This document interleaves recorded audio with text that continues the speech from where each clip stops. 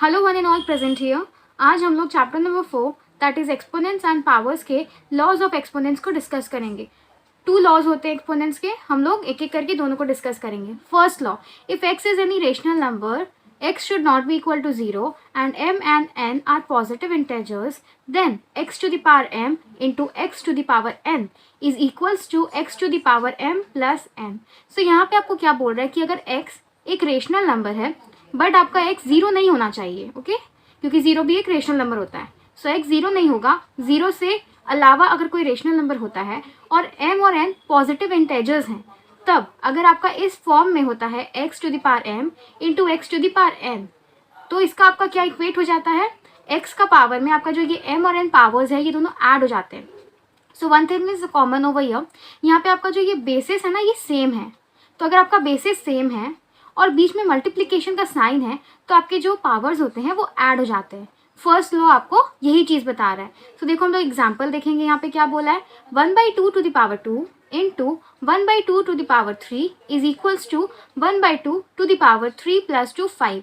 सो यहाँ पे देखो 1/2 बेसिस सेम है और दोनों के बीच में मल्टीप्लिकेशन का साइन है, इसलिए हमारे जो पावर्स हैं ये ऐड हो गए हैं। ये जो पावर्स हैं ये ऐड हो गए हैं। अब इसको हम लोग यहाँ पे प्रूफ करके भी देखेंगे। सो हम लोग लिखेंगे LHS में हम लोग इस पार्ट को लेंगे, हम लोग इसको प्रूफ करके देखेंगे। सो यहाँ पे बोला है 1/2 to the power 2 into 1/2 to the power 3, okay. अब 1/2 टू द पावर 2 इसका मतलब क्या, 1/2 इंटू 1/2 दो बार लिखाएगा और यहाँ पे 3 है इसका पावर, यानी कि ये कितने बार लिखाएगा, ये 3 टाइम्स लिखाएगा। सो मैंने लिख दिया। अब यहाँ पे अब क्या करेंगे, हम लोग मल्टीप्लाई करेंगे। 1 को जितने बार भी मल्टीप्लाई करेंगे आंसर 1 आएगा। अब 2 इंटू 2 4, 2 ज़ा 8, 2 ज़ा 16, 2 ज़ा 32। सो हमारा आंसर आ गया 1/32। नाउ अब हम लोग क्या करेंगे, अब हम लोग RHS को सॉल्व करके देखेंगे। तो RHS में क्या है, 1/2 टू द पावर 5, ओके 5 है, इसका मतलब यहाँ पे इसको हम लोग 5 टाइम्स लिखेंगे, okay. So we are writing it 5 times. अब यहाँ 1 को जितने बार भी मल्टीप्लाई करेंगे 1 आएगा। 2 2 ज़ा 4, 2 ज़ा 8, 2 ज़ा 16, 2 ज़ा 32।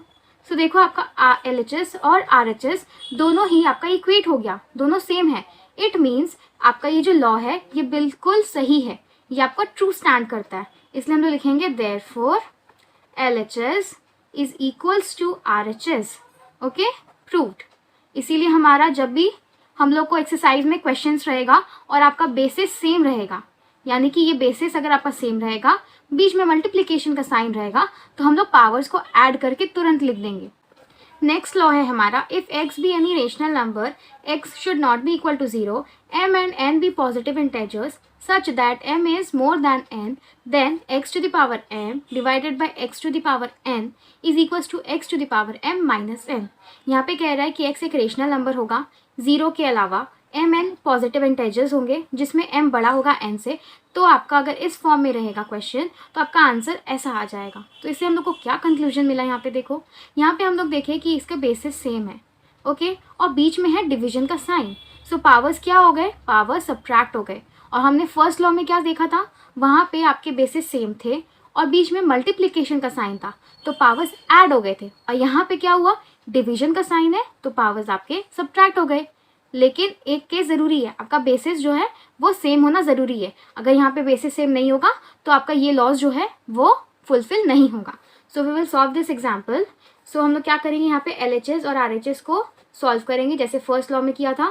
सो यहाँ पे क्या दिया है, 2/3 to the power 6 divided by 2/3 to the power 4, okay. So हम लोग यहाँ पे 6 टाइम्स लिखेंगे 2/3 को, 2/3 इंटू 2/3 इंटू 2/3 इंटू 2/3,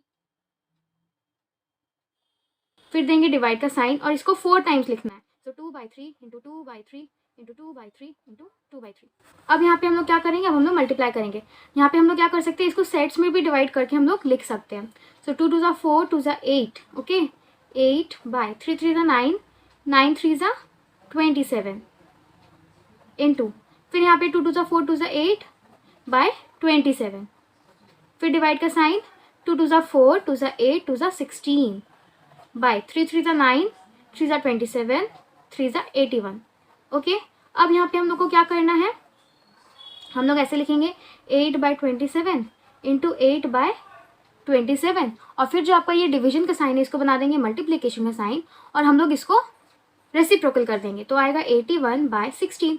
अब हम लोग इसको कट करेंगे 8 2 ज़ा, फिर यहाँ पे 2 के टेबल में 4 टाइम्स और यहाँ पे हम लोग इसको कट करेंगे 27 3 ज़ा और 3 के टेबल में 9 ज़ा। सो ये आ गया आपका 4/9। सिमिलरली हम लोग RHS को भी सॉल्व करेंगे। हम लोग लिखेंगे RHS, तो RHS में क्या था 2/3 टू दी 2। ओके, सो यहाँ पे देखो 2/3 टू दी पावर 2 था, इसलिए मैंने यहाँ पे लिख दिया। अब हम लोग इसका आंसर निकाल लेंगे। सो इसको होगा 2/3 इंटू 2/3, क्योंकि पावर 2 है इसलिए 2 टाइम्स लिखा। 2 2 ज़ा 4 एंड 3 3 ज़ा 9। तो देखो LHS एंड RHS इक्वल आ गया, तो हम लोग लिखेंगे therefore LHS is equals to RHS। तो अब इससे हम लोग को क्या कंक्लूजन मिलता है कि अगर हमारे बेसिस सेम होते हैं और हमारा बीच में डिवीजन का साइन होता है तो हमारे पावर्स सब्ट्रैक्ट हो जाते हैं। ओके, ये वाले जो हमने लॉज सीखे हैं इससे हम लोग को वर्कशीट्स में क्वेश्चन को सॉल्व करने में बहुत आसानी होगा। So this was all in today's session. I hope the video was helpful to you. If it was, please hit the like button and share and subscribe to the channel. Thank you.